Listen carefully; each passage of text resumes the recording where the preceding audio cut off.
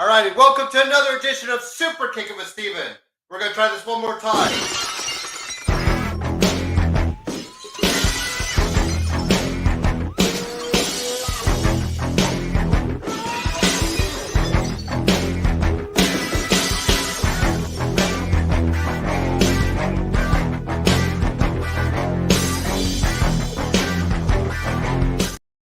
There we go. Happy March 16th. That's 16. March 16th. Yes, so cold Steve Austin Day for us lovely wrestling fans here. It'll be all things Austin for the next few minutes because why the heck not? We will get back to the usual review, give you all the good takes. But today we have to celebrate all things Stone Cold Steve Austin because it's a Saturday. It is March 16th. You could celebrate St. Patrick's Day tomorrow. But today, let's raise a glass to the best there is in Stone Cold Steve Austin. That's right. Stone Cold Steve Austin. So I'm going to do a little bit of his best moments, get into some good matches of his, and then, wrap up the show and give your own takes if you're in the chat. Welcome, lovely viewers. Hopefully we can get a couple messages going through there and see what we got going on. So, welcome to Super Kickin' with Steven and Greg. I was talking with Greg earlier. He's hoping to be back soon. We got 3 weeks to WrestleMania, so hopefully we'll be full force WrestleMania weekend, WrestleMania week. There's going to be Hall of Fame. There will be NXT Stand and Deliver at noon. Then, of course, WrestleMania Night 1. Then WrestleMania Night 2. It is going to be a busy, busy weekend. The weekend before, we got the Squared Circle Expo. So I will have to see how my schedule aligns with that. We're going to be going there, meeting a few people. Yeah, of course, get you in touch with who I met and all that good stuff. But for now, let's set the stage. Here are the key moments of my favorite wrestler. He was the start of my first tattoo ever as I grab the camera and give you this lovely view of my arm. That was my first wrestling affiliated tattoo. Now the count is up to 3. I got Triple H on my arm as well. I have Bray Wyatt on my leg. Who knows what else may come. We got a robot on my arm. You never know what we're going to get here. But it is all things Stone Cold Steve Austin. Here are the dates that I thought were some of the key moments of what my favorite wrestler of all time and what really just drove me home to love this crazy world that is wrestling. So you go all the way back to June 23rd, 1996. Austin 316 is born. You have Jake the Snake Roberts. You have Stone Cold Steve Austin in the King of the Ring. They're both going at it. I believe, if my memory serves me correct, if history is correct, this was supposed to be Triple H's official coming out party, as it were. But he got the dubious honor of having to kind of take the heat for the Click and their off-screen exit. So Stone Cold Steve Austin gets in there and gets, the 1996 is his King of the Ring win. And then I believe 97 would be his WrestleMania. Because he won, or 97, 98, sorry. And then he lost and then won again in 2001 because he faced The Rock 3 times. Don't forget his first Royal Rumble win. A lot of people have argued, you always have to go for a championship and you have to main event. Well, Stone Cold Steve Austin's first Royal Rumble win led him to Bret Hart and him in one of his matches, who I'll bring up there in 1997. WrestleMania 13, that was the famous kind of double turn. So, but anyways, June 23rd, 1996, Austin 316 is born. At this rate in Jake the Snake Roberts' career, obviously, he was on the very, very down end. He was a Bible converter, trying to find his way. He was quoting, John 3:16, and Stone Cold took off with it and said, Austin 3:16 says, I just kicked your ass. And then over the next, however many years, you would see Austin 316. The best-selling shirt of all time on WWE Shop is Austin 316 with just the logo with the skull on the back. So there you go. Um, Next kind of big moment was September 22nd, 1997. It was this Austin stunning McMahon. He was on the injury list. I believe SummerSlam was him in the infamous Owen Hart match where Owen pile drove him and actually, broke his neck. So while, Stone Cold could not get physical that much, he was able to deliver the first ever stunner to McMahon, not the last. And McMahon sold it by shaking like this, and it was not a very good sell. But hey, that was the start of the Austin McMahon stuff. June 19th, 1998, you had another Royal Rumble win for Stone Cold here, and this was the infamous part of the night where Mike Tyson was announced. He was at the Royal Rumble. He was cheering for Stone Cold. He would eventually join DX, but then, of course, turned on DX in the main event of WrestleMania that year. And we got to see Austin and Tyson with the infamous call by Jim, or the famous call by Jim Ross. I think a lot of people wanted Tyson and Austin to go at it.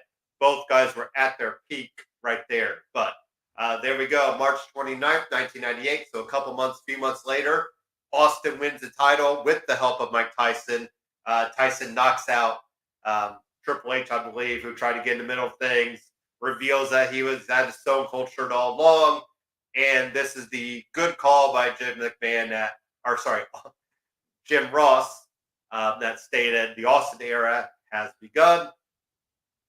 We did have the 3 matches with The Rock. You had other matches that kind of went in there between. On April 4th, 2009, Stone Cold Steve Austin was inducted into the Hall of Fame.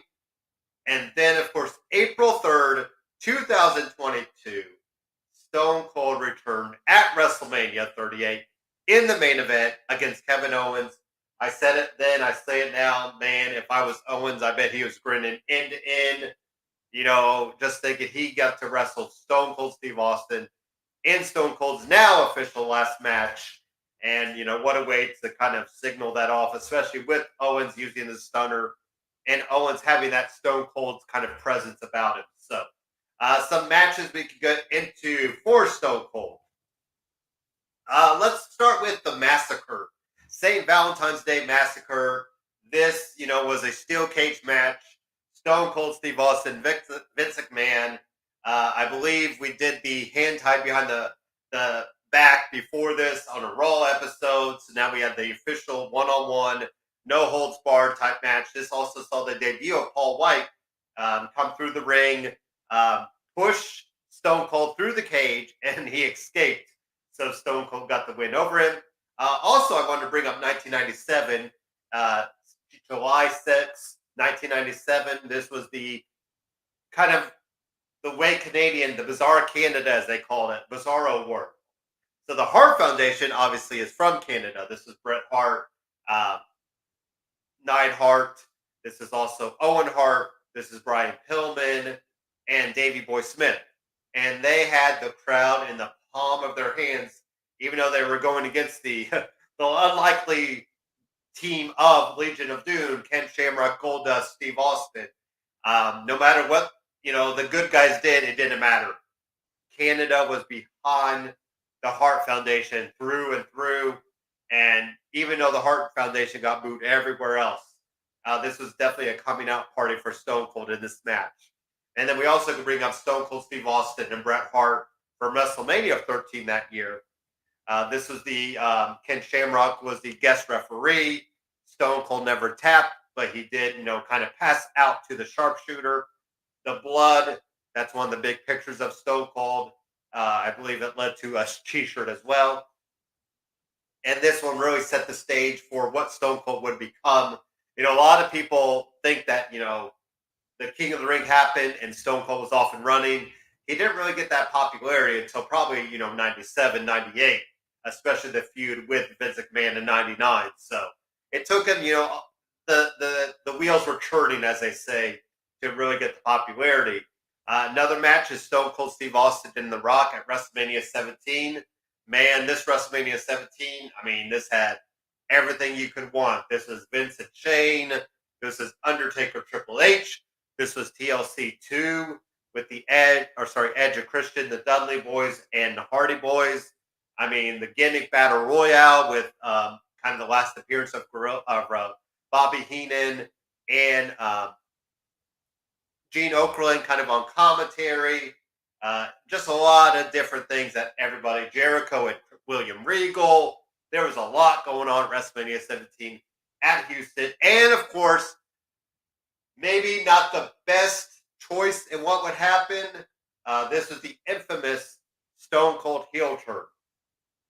Now, what I think, this is the Vince McMahon handing Stone Cold a chair to take out The Rock and aligning himself, which kind of led into the invasion angle and all that stuff.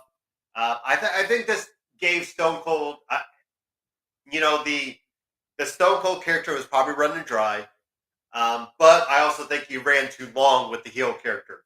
But I think it also gave Stone Cold that idea that, he could do some acting chops, do some dry comedic stuff, the paranoid angle and all that good stuff in between, trying to do that with Vince McMahon.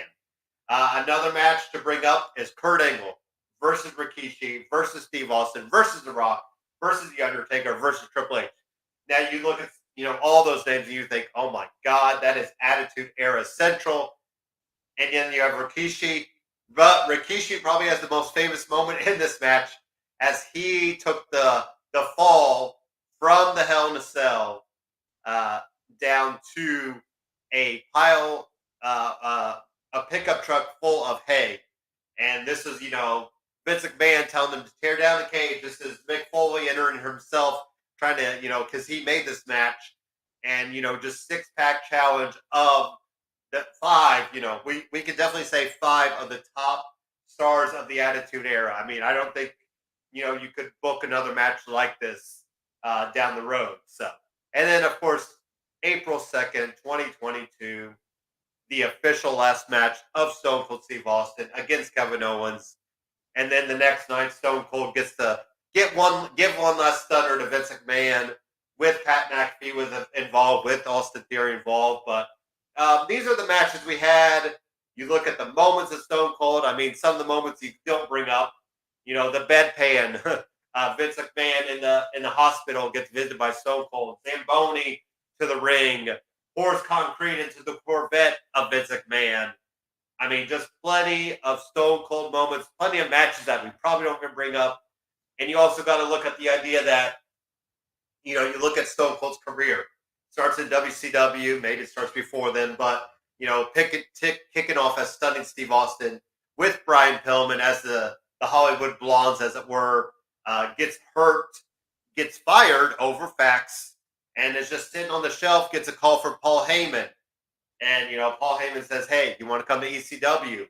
He starts a talk show on there, acting like Hulk Hogan and cutting promos. That's when he really got to own his craft, not just in the ring. I think he always had it in the ring, but he, had to work on the mic work, and that's where he got to cut that. And then starts in, gets a call from Jim Ross and says, hey, we want to sign you to WWF at the time. Becomes, aligned with the $1 Million Man, gets the $1 Million belt, is shaved bald, has the piercing blue eyes. That's kind of where they gave the ice cold, kept coming up, and Stone Cold, character really came into play. Does all he does, and then infamously walks out in 2001, 2002-ish, where he's supposed to job out to Brock Lesnar, doesn't want to do the job. I think if he had to redo it, he doesn't walk out. I think he does try to, come to some terms on how they can make that work with Brock Lesnar. Comes back. There's also, the stuff with Deborah McMahon, assault charges on her. We always have to, kind of put the dark side, as they say, with the good side. I know a lot of people kind of move past that, but it is still out there. Domestic violence is a huge red flag on people. And I mean, Stone Cold did somehow walk his way through it. So comes back, ends the right way, does things with WWE. Can't forget WrestleMania 30. Him, The Rock, Hulk Hogan.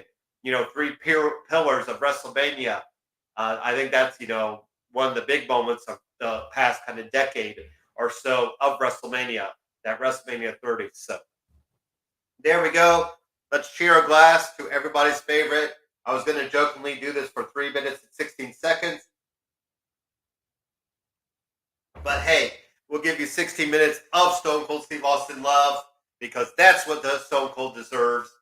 Quick and easy. We will get back to things next week. We did say the debut of Mercedes Moné in AEW. AEW is really getting some talent. You have Will Ospreay kicking. You have Okada working with the Elite. And now you have Mercedes kind of already slowly inserting herself into the title picture of the TBS Championship.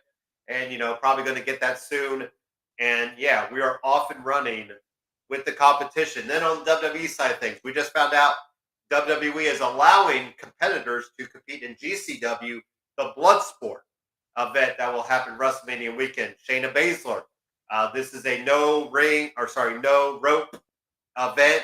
There's just a ring, kind of like a UFC light match. And Shayna Baszler, obviously being an MMA athlete, knows how to work there. Other competitors could be announced, but hey, this could be the beginning of something, allowing WWE competitors to compete in independent dates here and there. That really could say something for where things could go. Allowing them that. Maybe they're not working WrestleMania weekend, so you give them another outlet to do and, maybe bringing that talent in, here and there. So interesting stuff happening. We are rolling towards WrestleMania. I think WrestleMania is really going to live up to some hype. I mean, Triple H really is making this WrestleMania. We got SummerSlam announced for Cleveland, Ohio, which is just about 5 hours away from Indianapolis. So we're going to try to get there, see what happens there. Like I said, we got Square Circle Expo happening right here in Indianapolis. Might try to get in touch with any of them to see if we can get some media coverage for them. And yeah, good things are happening in the wrestling world. It's a great time to be a fan. And hopefully you enjoy it and take your time. What better way to exit out than, of course, going off the air with Stone Cold Steve Austin? We'll end the stream on that note. Be back next week. Enjoy the time. Enjoy your Labor Day. Enjoy your St. Patrick's Day. Enjoy Stone Cold Steve Austin, March 16th. And, of course, enjoy wrestling. Thank you for watching.